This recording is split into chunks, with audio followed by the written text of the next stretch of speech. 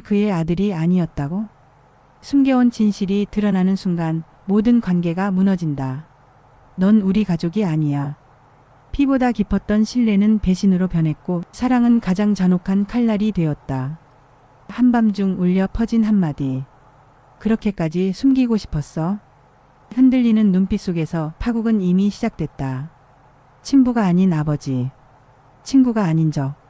사랑이 아닌 함정. 이제 모든 가면이 벗겨진다. 끝까지 감출 수 있을 거라 생각했어. 그들의 화려한 날들은 지금부터 지옥이 된다.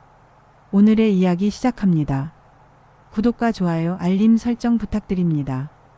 예고처럼 터진 한마디가 모든 것을 무너뜨렸다는 자각이 방 안에 퍼져 있었는데요.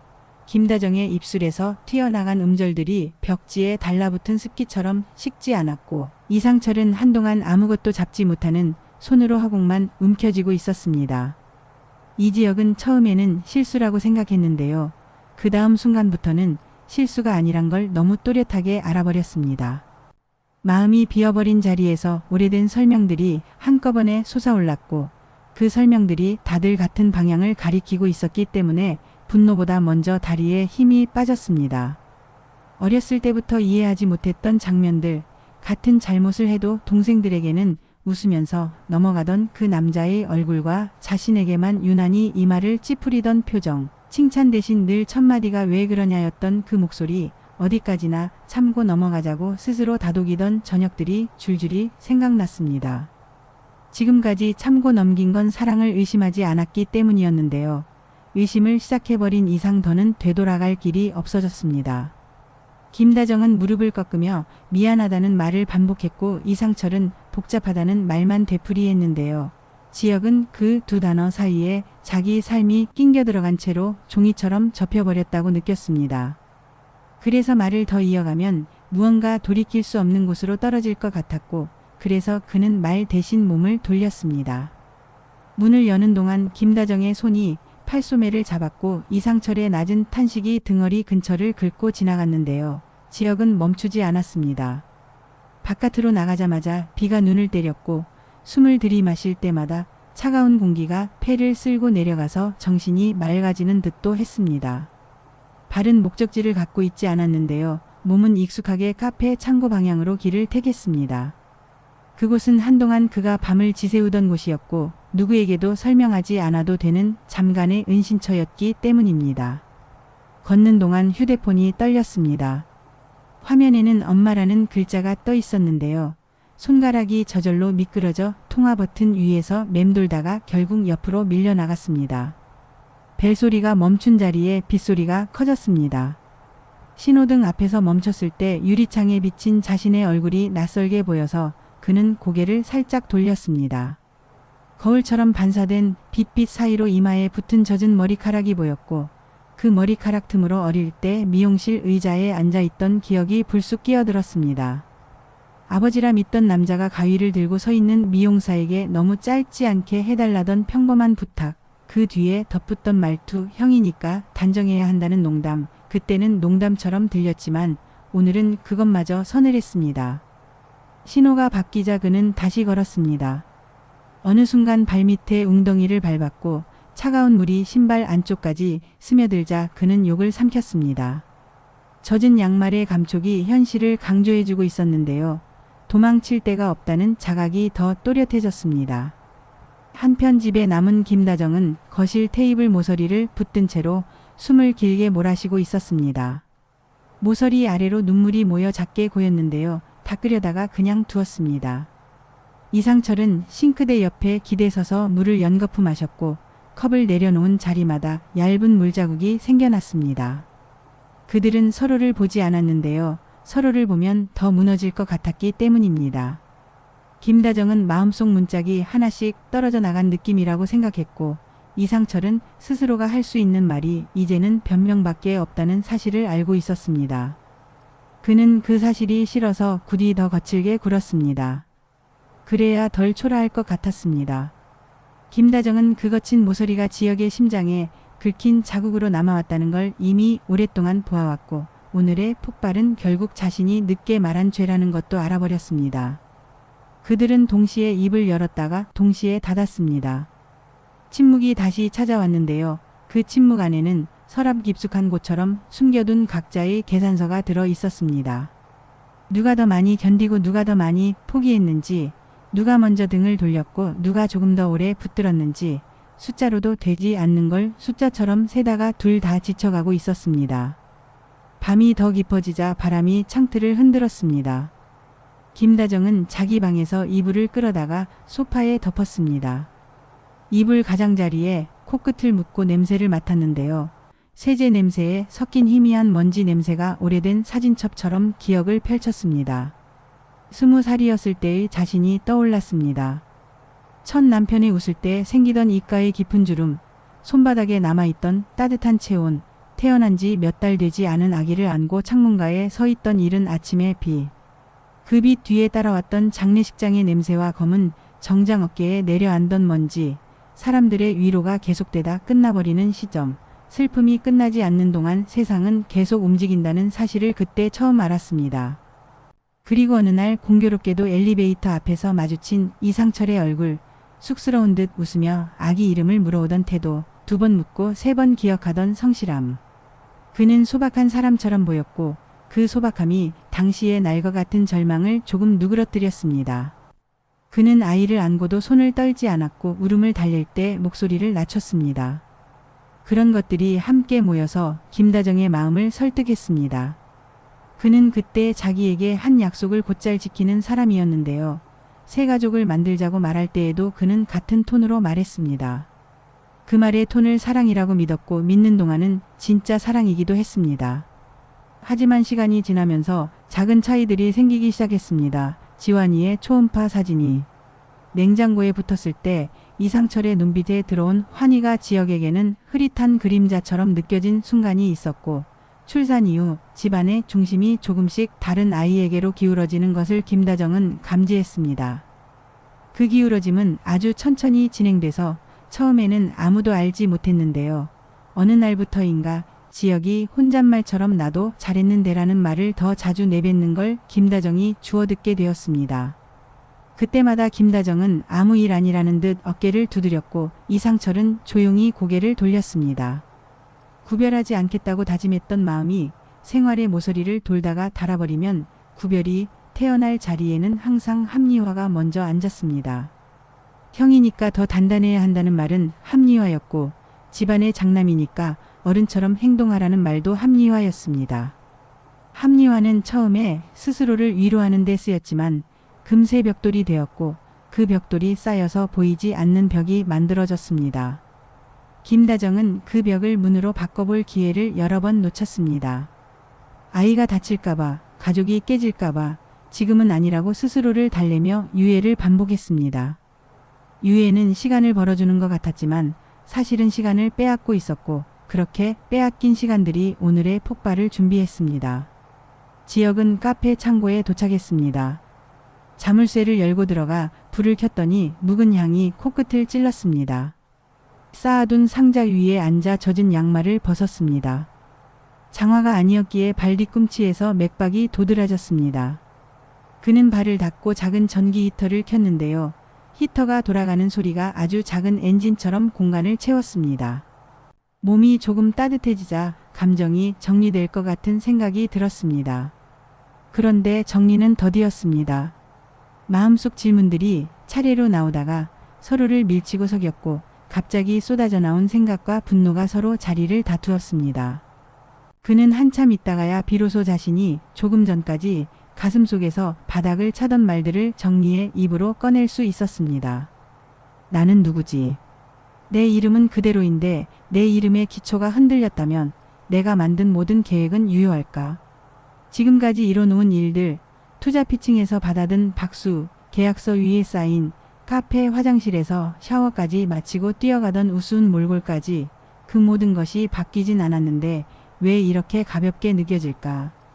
대답은 단순했습니다. 나를 바라보는 기준이 바뀌었기 때문이었습니다.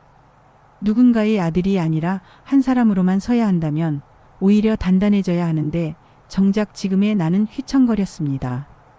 휘청임은 어쩌면 당연했습니다. 그는 그 사실을 머리로는 인정했지만 가슴은 인정하지 않았습니다. 잠깐 눈을 붙였을 때 꿈이 찾아왔습니다. 오래전에 김다정이 이불을 펴놓고 잠들어 있던 어린 지역의 등을 쓰다듬던 장면이었는데요. 손바닥에 온기가 아직도 남아있는 것처럼 생생했습니다. 꿈에서 깼을 때 그는 의외로 더 평온해졌습니다. 사랑이 전혀 없었다는 판단은 사실이 아니었습니다. 사랑은 있었는데 벽도 함께 있었습니다. 사람은 종종 둘 중 하나만 남기고 싶어 하지만 둘은 오래 공존했습니다. 그 공존이 오늘처럼 최악의 형태로 폭발했을 뿐입니다. 그 생각이 미치자 그는 몸을 일으켰고 한숨이 하품처럼 길어졌습니다. 핸드폰을 켰더니 메시지가 쌓여 있었습니다. 엄마가 보낸 간절한 문장들이 화면을 가득 채웠고 이상철에게서 온 메시지는 한 줄뿐이었습니다. 얘기하자. 지역은 그 한 줄을 여러 번 읽었습니다. 나중에 만났을 때 이 한 줄을 기억해야겠다고 생각했습니다. 이 한 줄에는 사과도 변명도 없었고 그래서 오히려 더 많은 것이 들어 있었습니다. 며칠이 지나자 일은 일대로 흘렀습니다. 지역은 약속된 미팅에 나갔고 자료를 수정했고 계약 상대의 까다로운 질문에도 침착하게 답했습니다. 표면은 정상으로 돌아온 듯 보였습니다. 그러나 질문 하나가 마음속에서 자꾸만 몸집을 키웠습니다. 내 친아버지는 어떤 사람이었지? 김다정이 말하기로는 사고였다고 했는데 그 사고는 어떤 종류였을까? 그 생각은 단지 호기심이 아니었습니다. 정체성을 새로 세워야 하는 사람에게 과거의 빈칸은 설계도에서 빠져있는 기둥처럼 불안했습니다. 그 빈칸을 적당한 말로 채우면 편하겠지만 그는 그럴 수 없는 성격이었습니다. 정확하게 알아야 앞으로 나아간다는 고집이 있었습니다. 그 고집이 전화 한 통으로 자극되었습니다. 모르는 번호에서 걸려온 전화였습니다. 남자는 자신을 고인의 지인이라 소개했고 목소리는 조심스러웠습니다. 사고가 의심스럽다는 말을 꺼냈을 때 지역의 심장은 다시 비명을 질렀습니다. 남자는 자세한 이야기는 직접 만나서 하자는 말만 남기고 전화를 끊었습니다.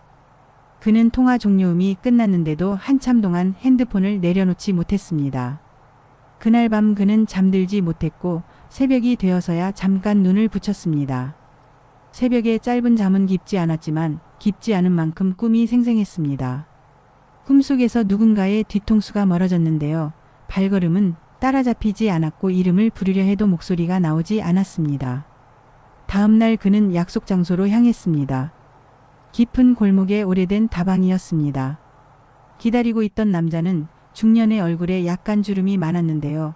주름 속의 표정은 쉽게 읽히지 않았습니다. 그는 커피를 주문하고 두 손을 포개에 올려놓았습니다. 대화는 천천히 시작됐습니다. 그는 고인을 형님이라 불렀고 잘 웃는 사람이라고 했습니다. 사고 당일 도로 상황과 초반 경찰의 대응, 애매하게 넘어간 블랙박스 기록, 사라진 정황 증거들에 대해 점을 찍듯 설명했습니다. 말은 사실에 가까웠고 보태려는 듯한 태도는 보이지 않았습니다. 다만 의심을 확인으로 바꾸기에는 한 끗이 부족했습니다. 그는 마지막에 조용히 덧붙였습니다. 당시 형님 주변에는 돈과 얽힌 문제가 있었다고. 그것이 회사와도 닿아 있었고 누군가에게는 형님이 걸림돌이었을 수 있다고. 지역은 컵을 내려놓는 소리마저 신경 쓰였습니다. 그 말이 거짓일 가능성을 따져보려 했지만 거짓을 믿는 것과 진실을 의심하는 것은 다른 종류의 에너지였고 그는 이미 지쳐 있었습니다. 자리를 뜨는 그의 어깨가 약간 더 내려앉았습니다. 그 무렵 지은호의 일상도 흔들렸습니다. 그녀는 카페를 관리하면서도 인테리어 프로젝트를 병행하고 있었는데요. 지강호가 버린 돈 문제를 뒷감당하느라 지갑과 체력이 동시에 바닥을 보였습니다. 지강호와의 다툼은 거칠었고 그날 밤 은호는 계단참에서 잠시 어지럼증을 느꼈습니다. 의자에 앉아 숨을 고르는 순간 세상이 한번 흔들렸고 푹 꺼지는 침묵의 구덩이에 발이 빠지듯 몸이 기울었습니다. 연락을 받은 박성재가 달려왔고 그는 능숙하게 물수건을 적셔 이마에 올리고 포도당 캔디를 꺼내 주었습니다. 은호는 미안하다고 말했는데요. 성재는 괜찮다고 했습니다. 그 괜찮다는 말에는 오랫동안 훈련된 다정함이 섞여 있었고 그 다정함이 유용하다는 걸 그는 알고 있었습니다. 그는 누군가에게 기댈 수 있도록 하는 법을 잘 아는 사람이었고 기댄 이가 고개를 들었을 때 보이는 세상을 설계하는 방법에도 능했습니다. 그는 은호에게 반드시 쉬어야 한다고 말했고 다음날 일정은 자신이 대신 처리하겠다고 덧붙였습니다. 은호는 고개를 끄덕였고 잠깐 눈을 감았습니다. 그 시각 지역은 창고에서 서류를 펼치며 계산표를 다시 들여다보고 있었습니다. 투자자 미팅에서 받은 질문 중 한 가지가 신경에 걸렸고 그 질문이 단순한 숫자의 문제가 아니라 선택의 문제로 이어진다는 것을 이해했기 때문이었습니다. 그는 주판을 두드리는 할머니처럼 조심스럽게 항목을 옮기며 최적점을 찾았습니다. 망설임이 길어지는 순간마다 아버지라는 단어가 머릿속 모서리를 스쳤고 그 단어가 근육을 굳게 만들었습니다. 그는 스스로에게 말을 걸었습니다. 숫자는 숫자다. 사업은 사업이다. 나의 개인사는 여기 끼어들면 안 된다. 그렇게 마음을 다잡는 데 시간이 더 들었습니다. 다음 날 아침 그는 은호에게서 문자를 받았습니다. 괜찮냐는 간단한 문자였습니다. 그는 대답을 쓰려다가 지웠고 다시 썼다가 또 지웠습니다. 결국 보낸 문장은 아주 평범했습니다. 괜찮다. 바쁘다. 은호는 그 메시지의 말투가 낯설다는 걸 알아차렸습니다. 그녀는 지역이 그렇게 짧게 말하는 사람이 아니라는 걸 알고 있었습니다. 그래서 답장을 길게 쓰지 않았습니다. 조심해라는 말 한 줄만 보냈습니다. 그 말은 자주 쓰는 인사였지만 오늘은 달랐습니다. 빗속을 걸을 때 미끄러지지 말라는 뜻과 숫자를 고르는 손이 흔들리지 말라는 뜻과 무엇보다 스스로를 부수지 말라는 뜻이 겹쳐 있었습니다. 지역이 자리를 비운 사이 박성재는 따로 시간을 잡아 투자자 중 한 명을 만났습니다. 그는 아주 매끄럽게 말을 이었습니다. 경쟁자라면 이런 식으로 의사소통에 오류가 생길 수 있다고, 단기적으로는 수익률이 괜찮아 보여도 중장기적으로는 리스크가 커질 수 있다고. 그의 말은 정제돼 있었고 직접적인 비난을 피하면서도 상대의 마음속에 작은 조각을 하나 심어두는 방식이었습니다. 그는 웃으며 컵에 남은 물을 기울였고 상대는 고개를 끄덕였습니다. 그의 미소는 언제나 큰 소리를 내지 않는 쪽의 편이었습니다. 그리고 그 미소는 지역이 없는 곳에서 자라나기 쉬웠습니다. 한편 이상철은 퇴근 후 혼자 술집에 들렀다가 일찍 나왔습니다. 술자리가 길어질수록 자신이 더 초라해질 뿐이라는 사실을 인정하게 되었기 때문입니다. 그는 길을 걷다가 문득 한 호프집의 간판 아래 서 있는 고성희를 봤습니다. 그녀는 누군가와 통화를 하다가 눈을 들었고 둘의 시선이 아주 잠깐 만났습니다. 고성희는 아무 일 아니라는 듯 고개를 끄덕였습니다. 과거의 일이 순간적으로 스쳐갔습니다. 둘이 젊었던 시절 비밀스럽게 나눴던 대화, 엇갈린 선택, 말하지 못한 결과들. 그 과거의 한 장면에는 지금도 풀지 못한 매듭이 걸려 있었습니다. 고성희는 통화를 마치고 길을 건넜습니다. 이상철은 다가가지 않았습니다. 다가가면 더 많은 것을 고백해야 한다는 걸 알았기 때문입니다. 그 고백은 지금의 지진과 연결될 수도 있었고 그는 이미 균열 위에 서 있었습니다. 그날 밤 김다정은 이불을 끌어안고 잠들어 있었습니다. 꿈속에서 젊은 자신이 아이를 안고 울고 있었고 뒤에서 누군가가 손을 얹었습니다. 손의 주인은 보이지 않았는데요. 그 손이 등을 두드릴 때마다 울음이 잦아들었습니다. 깨어나서 그는 베개를 뒤집었고 눈가를 닦았습니다. 텅 빈 방의 공기가 다르게 느껴졌습니다. 아침이 오면 무엇을 해야 하는지 생각했습니다. 해야 할 일은 많았지만 가장 먼저 해야 할 일은 하나뿐이었습니다. 지역을 찾아가 진심으로 사과하고 사과 다음에는 변명이 아니라 설명을 하고 설명 다음에는 선택을 기다리는 일이었습니다. 선택은 지역의 몫이라는 것을 그녀는 마침내 알았습니다. 다음 날 오전 지역은 약속된 또 다른 미팅을 끝내고 카페로 돌아왔습니다. 카페 홀에서는 은호가 손님에게 미소를 건네고 있었고 그 미소 뒤에는 피곤이 부서져 있었습니다. 그는 눈짓으로 인사를 대신했고 그녀는 고개를 끄덕였습니다. 뒤쪽 테이블에는 조용히 책을 넘기는 사람이 앉아 있었고 창문 근처에는 비가 쏟아질 때마다 가게에 들어오던 물기를 닦아내던 수건들이 말라 눈처럼 하얗게 걸려 있었습니다.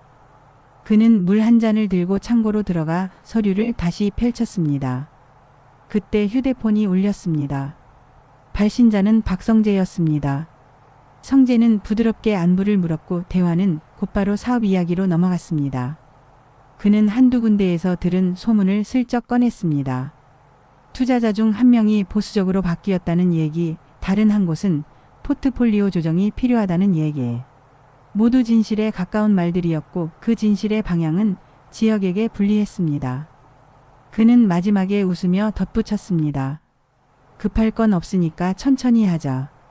지역은 그의 말에서 배려와 견제가 동시에 느껴졌습니다. 그는 전화를 끊고 한동안 천장을 보았습니다. 성재가 왜 이런 타이밍에 이런 말을 꺼내는지 정확하게 이해할 수 있었고 이해하고 나니 오히려 마음이 가라앉았습니다. 친구였던 기간이 길었고 경쟁자였던 기간이 길어졌습니다. 둘 사이에서 진실은 종종 목적에 맞게 포장되었습니다. 그는 포장을 벗기고 내용을 봤습니다. 내용은 변하지 않았습니다. 결국 내가 결정해야 할 것은 방향과 속도뿐이었습니다. 그날 저녁 이상철은 용기를 내어 지역에게 전화를 걸었습니다. 신호음이 길게 이어지다가 연결되었습니다. 잠깐의 침묵 뒤에 낮은 목소리가 들렸습니다. 어디냐? 대답은 짧았습니다. 바쁘다. 이상철은 준비해둔 말을 잊어버렸습니다. 머릿속에 있던 문장들이 산란해졌습니다. 그는 결국 아주 단순하게 말했습니다. 얼굴을 보자. 무엇을 먼저 말해야 할지 모르겠지만 얼굴을 보면 할 수 있을 것 같다. 지역은 한숨을 쉬었습니다. 한숨 끝에 작은 결심이 붙었습니다. 장소와 시간을 정했고 전화를 끊었습니다. 전화를 끊고 나니 손이 떨렸습니다. 무슨 말을 하게 될지 상상해보는 것만으로도 목이 말랐습니다. 약속된 시간에 맞춰 두 사람은 공원 벤치에 마주 앉았습니다. 바람이 생각보다 차가웠고 지나가는 사람들의 발걸음 소리가 간헐적으로 들렸습니다. 이상철은 주머니에서 손을 꺼내 무릎 위에 올려놓았습니다. 그 손이 약간 떨렸습니다. 그는 마침내 말했습니다. 미안하다. 그 말 뒤에 멈추지 않기 위해 그는 힘을 줘서 말을 이었습니다. 나는 오래전부터 너를 내 아들로 만들겠다고 마음을 먹었고 어느 날부터는 너를 내 아들로 만들었다고 믿으려 했다. 믿으려는 동안은 잘 되던 날도 있었고 안 되던 날도 있었는데 안 되던 날이 조금씩 많아졌다. 그럴수록 나는 더 엄하게 굴었다. 엄함으로 벽을 가렸고 벽 뒤에서 도망쳤다. 내가 모를 거라고 생각했다. 사실은 나를 속였다. 그는 천천히 눈을 내리깔았습니다. 그리고 아주 조심스럽게 덧붙였습니다. 내가 태어나기 전의 일들도 언젠가 말해야 한다. 그 말의 끝에는 이름 하나가 매달려 있었지만 그는 그 이름을 이제 막 잡은 줄처럼 무서워했고 그래서 오늘은 입 밖에 꺼내지 않았습니다. 그는 다만 이렇게 말했습니다. 과거에 내가 저지른 선택이 지금의 균열에 한몫했다. 언젠가 전부 말하겠다. 그러나 지금은 먼저 너에게 진심으로 사과하고 싶다. 지역은 그 말을 전부 다 믿지는 않았습니다. 동시에 전부 다 거짓이라고도 생각하지 않았습니다. 사람의 마음은 단정이 아니라 비율에 가깝고 비율은 매일 바뀐다는 걸 그는 이해했습니다. 그는 입술을 적셨습니다. 그건 사과로 들린다. 늦었지만. 그는 뒤이어 덧붙였습니다. 앞으로 무엇을 할지 내가 정할 것이다. 그는 타협을 하지 않겠다는 뜻이기도 했고 여지를 열어두겠다는 뜻이기도 했습니다. 이상철은 고개를 끄덕였습니다. 그는 준비해온 또 다른 말을 목구멍에서 삼켰습니다.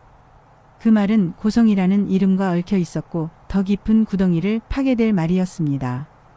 그는 아직 그 구덩이를 마주 설 용기가 없었습니다. 이날 새벽 지역은 다시 창고로 돌아와 서랍 깊숙이 넣어두었던 망가진 시계를 꺼냈습니다. 어린 시절 아버지라 불렀던 사람이 건네준 태엽이 약간 고장난 시계였습니다. 시간을 정확히 가리키지 못하는 그것을 그는 왜 버리지 못했을까 생각했습니다. 아마 버리면 시간이 사라지는 것 같아서였을 겁니다. 시간이 사라지면 가장 먼저 사라질 얼굴이 김다정의 젊은 얼굴이라는 것도 떠올랐습니다. 그는 시계를 천천히 감아보았고 초침은 잠깐 움직이다가 멈췄습니다. 멈춘 초침이 그에게 한 가지를 가르쳤습니다. 멈춘 것도 기록이라는 것, 멈춘 순간을 기억하고 나면 다시 움직일 수도 있다는 것. 며칠 뒤 은호의 전시 준비를 돕던 방영라가 카페에 들렀습니다. 그녀는 조용한 기척으로 들어왔고 흔히 하던 매무새처럼 머리카락을 귀 뒤로 넘겼습니다. 영란은 친오빠인 성재와는 다른 종류의 침착함을 지니고 있었는데요. 그 침착함이 때로는 사람을 무장해제시키곤 했습니다. 그녀는 벽에 기대어 있는 샘플 패널을 한 장씩 살피다가 지역에게 말을 걸었습니다. 전시 설치를 같이 도와줄 수 있냐고. 지역은 흔쾌히 수락했습니다. 함께 서 있는 동안 그녀는 햇빛이 내려앉는 각도를 보고 있었다가 뚝뚝 떨어지는 먼지의 움직임을 손가락으로 따라 그렸습니다. 그 손끝의 움직임을 보며 지역은 묘하게 진정되는 것을 느꼈습니다. 영란은 한참 있다가 아무렇지 않은 톤으로 물었습니다. 요즘 괜찮냐고. 지역은 잠깐 멈췄다가 반문했습니다. 괜찮아 보여요. 영란은 어깨를 으쓱했습니다. 괜찮지 않은 사람이 괜찮다는 말을 더 많이 하더라고요. 그래서 물어봤어요. 그 말은 친절했지만 친절 속에 솔직함이 포함되어 있었습니다. 지역은 고맙다고 했습니다. 그 두 글자에는 도움이 필요할 때 도움을 받겠다는 의미가 묻어 있었습니다. 그 사이 박성재는 사무실에서 별도의 자료를 준비하고 있었습니다. 누구도 상처받지 않는 방식으로 자신에게 유리한 방향을 그릴 수 있는 최적의 라인을 찾고 있었고 그의 지문은 깨끗했습니다. 그는 자신이 정직하지 않다고 생각하지 않았습니다. 그는 효율적이라고 생각했습니다. 사람과의 관계는 열과 빛을 낸다고 믿었고 그 열이 너무 뜨거워서 누군가를 데우는 동안 다른 누군가는 타버리기도 한다는 것을 알고 있었습니다. 그는 누구를 데우고 누구를 태울지 선택하는 일을 오랫동안 망설이지 않았습니다. 저녁이 되어 비가 다시 내렸습니다. 비가 오면 도시의 소리가 둔해지고 둔해진 소리 사이로 사람들의 숨이 들리고 숨 사이사이에 생각이 끼어듭니다. 지역은 카페 셔터를 내리기 전 바깥을 한 번 더 내다봤습니다. 길 건너편에서 김다정이 서 있는 것이 보였습니다. 우산도 없이 서 있었고 손에는 작은 종이봉투가 들려 있었습니다. 그는 마음이 흔들렸습니다. 셔터를 내리고 나가는 속도가 느려졌습니다. 가까이 다가가자 김다정의 눈동자가 흔들렸습니다. 그녀는 봉투를 내밀었습니다. 어렵게 찾은 사진 한 장이 들어 있었다고 말했습니다. 지역의 친아버지가 아기였던 너를 안고 있는 사진.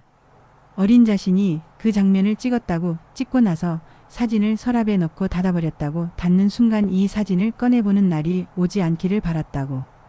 지역은 봉투를 받아들고 그대로 서 있었습니다.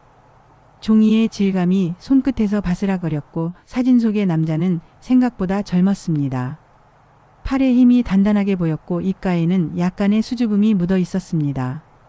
사진 속의 그는 생기 있었고 그 생기가 사진 밖으로 조금 새어나오는 듯 했습니다. 지역은 아주 작은 목소리로 말했습니다. 고맙다. 김다정은 눈을 감았다가 떴습니다. 미안하다라는 말이 목구멍 아래쪽에서 오래 웅얼거렸지만 그는 그 말을 조금 뒤에 꺼내기로 했습니다. 오늘은 고맙다라는 말이 더 먼저여야 한다고 생각했습니다. 밤이 깊어지고 난 뒤 창고에서 사진을 다시 꺼내보며 그는 앞으로의 계획을 적었습니다. 아버지의 죽음과 관련된 당시 조사 기록을 확인할 것, 도로 CCTV 데이터와 보험사 기록을 찾아볼 것, 지인이라는 남자에게 다시 연락해 약속을 잡을 것, 엄마와는 만나서 사진 속의 상황을 들을 것, 이상철과는 한 번 더 마주 앉아 과거의 일들을 조금 더 들을 것. 리스트를 만들자 마음이 정돈되는 느낌이 들었습니다. 그는 각 항목 옆에 우선순위를 표시했습니다. 표시는 그의 방식이었고 방식은 그를 버티게 해주었습니다. 그가 표기를 끝내고 펜을 내려놓았을 때 창밖 비는 조금 잦아들었습니다.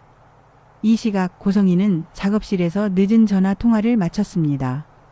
통화 내용은 겉으로는 전시 후원과 관련된 것이었지만 그녀의 표정에는 전혀 다른 종류의 긴장이 떠 있었습니다. 그녀는 벽에 걸린 달력을 내려다보다가 오래된 서랍을 열어 손가락으로 종이들을 정리했습니다. 그 종이들 사이에는 메모들이 흩어져 있었습니다. 메모에는 지나간 이름들과 날짜가 적혀 있었고 몇몇 이름은 두꺼운 펜으로 2번 줄이 그어져 있었습니다. 그녀는 손가락을 그 줄 위에 올려놓았다 떼었습니다. 아주 잠깐 눈을 감았다가 떴습니다. 과거는 끝나지 않았고 어떤 균열은 늦게야 지표로 올라옵니다. 그녀는 조용히 서랍을 닫았습니다. 닫으면서 한 가지 결심을 굳혔습니다. 더 이상 누군가가 자신 때문에 다시 무너지는 것을 보고 싶지 않다고, 그러나 진실이 누군가를 세우기도 한다는 사실을 잊지 않겠다고. 다음 날 아침, 지혁은 은호와 마주 앉아 따뜻한 차를 마셨습니다. 은호는 잠깐의 침묵 뒤에 말을 꺼냈습니다. 내가 겪고 있는 일에 대해 내가 함부로 말할 수는 없는데 내가 알아야 할 것들이 정말로 필요하다면 내가 도울 수 있는 부분이 있을 거라고. 그녀의 말투는 조심스러웠지만 단호했습니다. 그는 고개를 끄덕였습니다. 사람이 어떤 구덩이를 완전히 혼자 건너는 건 어렵다는 걸 그는 서서히 깨닫고 있었습니다. 그녀는 마지막에 덧붙였습니다. 내가 누구였는지보다 내가 앞으로 누구일지가 더 중요하다고. 그 말은 낭만이 아니라 현실이었습니다. 정체성을 새로 짓는 일은 벽돌을 골라 쌓는 일과 닮아 있었고, 그럴 때 누군가 옆에서 줄을 잡아주는 것만으로도 흔들림은 줄어듭니다. 해가 기울 무렵 박성재에게서 또 전화가 왔습니다. 그는 한 번쯤 만나서 서로의 계획을 조정하자고 제안했습니다. 효율을 위해서라는 명분이었고, 지혁은 그 명분이 얼마나 정교한지 알고 있었습니다. 그는 잠깐 생각한 뒤 괜찮다고 했습니다. 만나서 이야기를 듣는 동안 필요한 부분을 걸러내고 걸러낸 것 중에서 유용한 것을 가져오겠다는 심산이었습니다. 예전 같았으면 감정이 앞섰을 텐데 오늘은 아니었습니다. 차가운 물이 오래 흘러가면 뜨거운 물도 결국 식는다는 말을 떠올리며 그는 자신을 가라앉혔습니다. 밤 9시쯤 그는 창고불을 끄기 전 마지막으로 리스트를 확인했습니다. 한 줄마다 작은 점을 찍으며 오늘 진행한 부분을 표시했습니다. 작은 점들이 모여 선이 될 때까지 그는 계속 점을 찍을 겁니다. 그 과정에서 누군가는 불편해할 것이고 누군가는 도움을 줄 것이고 누군가는 방해를 시도할 겁니다. 방해가 오면 피하지 않고 관찰해 볼 생각이었습니다. 관찰은 감정을 씻어내고 사실을 남깁니다. 사실이 남으면 판단이 가능해집니다. 판단이 가능해지면 선택이 쉬워집니다. 그는 그 순서를 스스로에게 다시 말해 주었습니다. 생각을 정리하는 그의 방식은 언제나 같다. 한 걸음씩 되돌아보며 그러나 멈추지 않고 불을 끄고 문을 잠그며 하늘을 올려다보니 빗줄기가 가늘어져 있었습니다. 가늘어진 빗방울 사이로 밤하늘의 어두운 결이 더 잘 보였습니다. 결 위에 자신이 걸어온 선이 얇게 겹쳐지는 상상을 했습니다. 선은 어지럽게 얽혀 있었지만 그중 한 가닥은 또렷하게 앞으로 향하고 있었습니다. 그 한 가닥이 그를 데려갈 곳은 아직 아무도 모릅니다. 다만 그는 오늘보다 내일을 조금 더 정확하게 바라볼 준비를 마쳤습니다. 내일은 아침에 김다정을 만날 것이고 오후에는 지인의 이야기를 더 들을 것이고 저녁에는 이상철과 다시 앉아 과거의 이름들을 천천히 꺼낼 것입니다. 그리고 틈틈이 계약서를 점검할 것이고 은호의 메시지를 읽을 것이고 성재의 제안에서 어떤 문장을 빼내 어떤 문장은 버릴지 결정할 것입니다. 그의 하루는 복잡해졌지만 복잡한 것과 흔들리는 것은 다르다고 스스로에게 말했습니다. 흔들리는 날이 있어도 길은 남습니다. 길이 남아있는 한 발은 앞으로만 나아갑니다. 그는 그렇게 믿기로 했습니다. 오늘 준비한 이야기는 여기까지입니다. 구독과 좋아요, 알림 설정 부탁드립니다. 끝까지 시청해 주셔서 감사합니다.